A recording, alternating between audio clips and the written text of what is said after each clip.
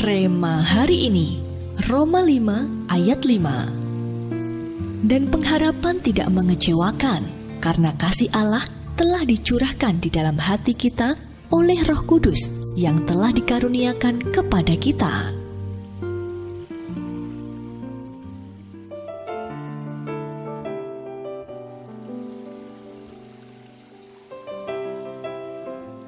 Investasi adalah kegiatan menanamkan modal untuk mendapatkan keuntungan di kemudian hari. Setiap orang yang melakukan investasi pasti ingin mendapatkan keuntungan atau imbal hasil yang besar. Investasi memiliki jenis yang beragam, bisa investasi dalam bentuk tanah, properti, investasi emas, investasi saham, atau tabungan lainnya. Tingkat risikonya pun bermacam-macam. Semakin tinggi keuntungan yang diharapkan, maka tingkat kegagalan investasi pun biasanya semakin tinggi. Namun, banyak orang yang mudah tergiur untuk ikut berinvestasi hanya karena dijanjikan keuntungan yang besar. Akan tetapi, tidak sedikit pula orang-orang yang mengalami kekecewaan karena mereka keliru dalam memilih investasi. Mereka hanya tergiur dengan keuntungan yang besar tanpa mempelajari lebih dalam mengenai investasi tersebut, sehingga membuat mereka mengalami kegagalan. Bahkan karena ketidakjelian dalam memilih investasi, mereka juga dapat kehilangan semua aset yang dimiliki.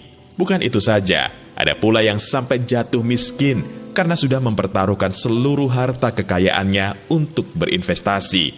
Ya, investasi yang salah bisa menjadi petaka jika kita tidak berhati-hati memilih dan mengelolanya.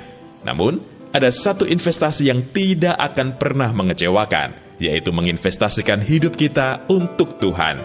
Semua orang dapat melakukan investasi tersebut karena investasi ini tidak memerlukan jaminan dan modal sedikit pun. Kita hanya perlu memberikan hidup kita untuk bergaul dengan Roh Kudus, sehingga kita akan semakin mengenal isi hatinya. Investasi manusia di dunia memberikan dua pilihan, antara keuntungan yang besar atau kegagalan. Namun menginvestasikan hidup, waktu, tenaga, dan pikiran kita untuk mengenal pribadi Roh Kudus memberikan satu pilihan yang pasti, yaitu hidup yang penuh kemenangan. Oleh karena itu, pada permulaan tahun baru ini, mulailah berani melangkah untuk menginvestasikan hidup kita untuk bergaul dengan Roh Kudus. Dia yang akan senantiasa menuntun dan menyertai setiap langkah kita, sehingga banyak perkara-perkara besar yang akan kita lakukan bersamanya.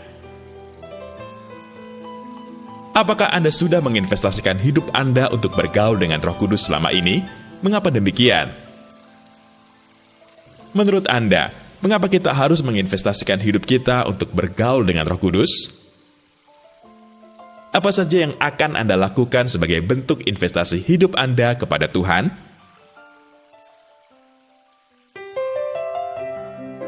Tuhan Yesus, kami mau menginvestasikan hidup kami dengan bergaul dengan Roh Kudus. Kami percaya pengharapan kami kepadamu tidak akan mengecewakan. Kami mau jatuh cinta dengan Roh Kudus.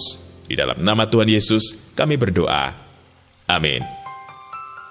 Menginvestasikan hidup kita untuk bergaul dengan Roh Kudus tak akan pernah mengecewakan.